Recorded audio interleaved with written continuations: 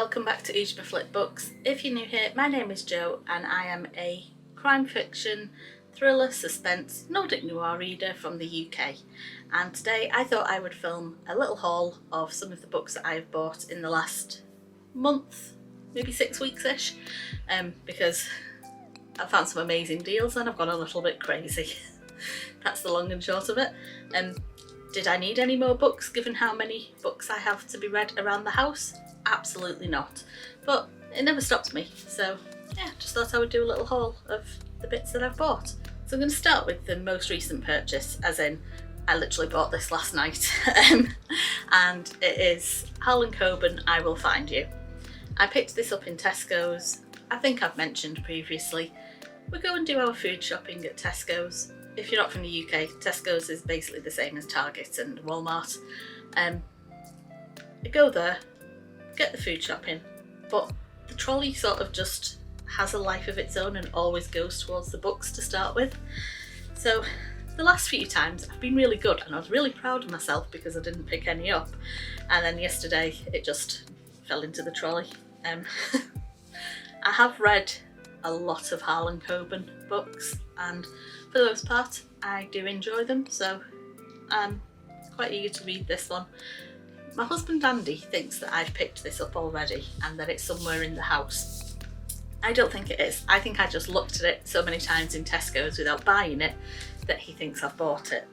Or that the type of book I read has a very stylised cover that basically every cover looks very similar to that. Case in point, another book that I've picked up. I mean, look at that. There's no variety of artwork going on there, is there? Mysterious figure walking away. See also mysterious figure of a woman running towards the cover. Yeah. So, picked up Harlan Coben in Tesco, picked this one up in Oxfam. I've previously done a video talking about charity shop book haul, which I'll leave linked up there. The Oxfam shop in Liverpool is just amazing for books. It has it all separated out into different genres. The crime fiction section is huge and it's just brilliant. So this is one that I picked up recently. It's called Dark Music by David Lagerkrantz. If you don't know, he carried on the trilogy of The Girl with the Dragon Tattoo. But this is one that's just his own story. It was $7.99 from Oxfam, but if I open it up, if I can get the page open, it's a signed edition. It's not a special edition print or anything, it just happens to be signed by the author, which is something that Waterstones do. So this has been donated to Oxfam and probably cost about £20 originally, and I got it for $7.99. I am slightly annoyed that Oxfam wrote the price and that it was signed and things in the inside cover. They have only done it in pencil, but like, you know, there's other pages that they could have used rather than the page that has the signature. But $7.99 for a signed edition. There's no way I wasn't going to pick that up. Like, that had to come home with me. At the same time as I got that, I did also pick up another book. This was $1.99, which is the standard Oxfam book price. And it is Ian Rankin, Doors Open. This isn't one of the Detective Rebus books, but is one of his standalones. I've only read Noughts and Crosses by Ian Rankin, but I really enjoyed it. And I think I've previously mentioned that I am desperately, or should I say I was desperately, stalking Oxfam to get other copies of the Detective Rebus books.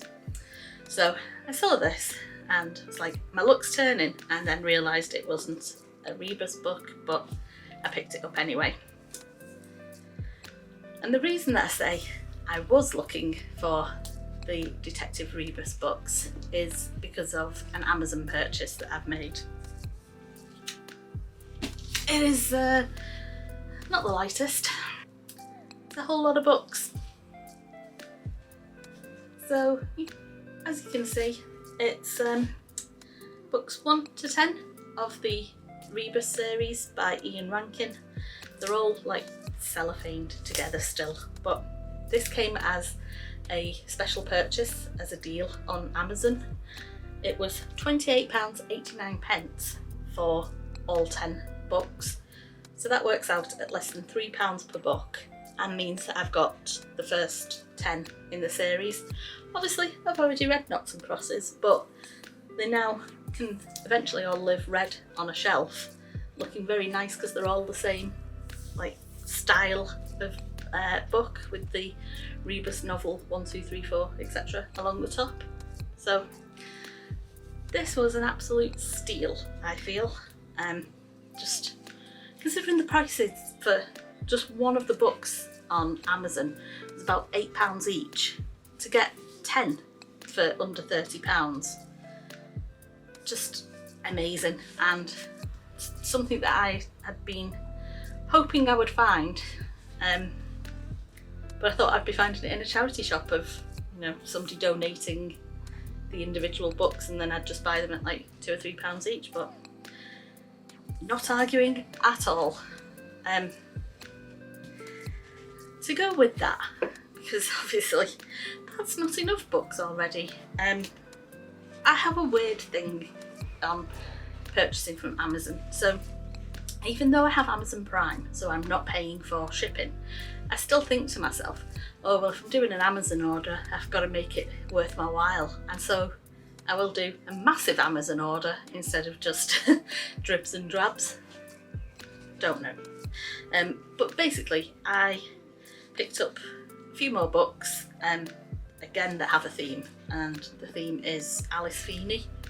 So if you've seen my rock, paper, scissors review, again linked up there, my friend Cameron suggested that I read Rock, Paper, Scissors, said that it was good.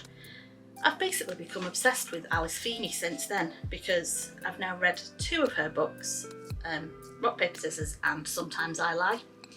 The review on Sometimes I Lie is coming soon, but in short, I'm slightly obsessed. I feel like Alice Feeney has single-handedly, or perhaps maybe Cameron single-handedly, undone my reading slump. I'm just obsessed with her books, so I picked up the 3 that I was missing. So we have Daisy Darker, His and Hers, and I Know Who You Are. These unfortunately weren't in any sort of special collection. I had to buy them each individually, and they were about £8 each, like £7.49 or some other random Amazon price like that, but obsessed and looking forward to reading these 3. And then the last Amazon book that I picked up is this one by Marge Stroll and Per Walu. I don't speak Swedish, I apologise for my pronunciation, I know it is terrible, but you may remember from either my May or June to be read, I said that I'd read Rosanna and wanted to read the second book in the series, and I was like, I've got the second book, it's here, blah blah. I didn't have the second book at all.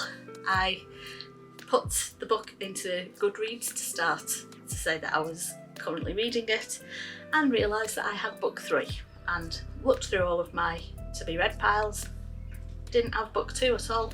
I'm sure I had bought them all, like I was going through a phase of buying 1, 2 and 3 in a series, so I don't entirely know how I ended up not having book 2.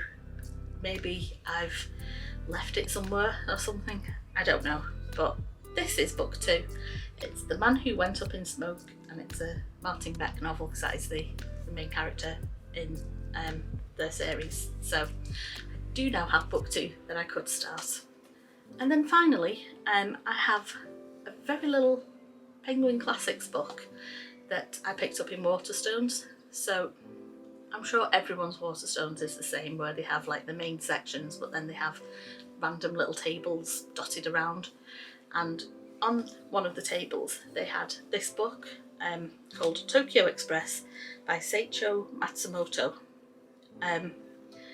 It's accordingly a classic of post-war Japanese crime fiction.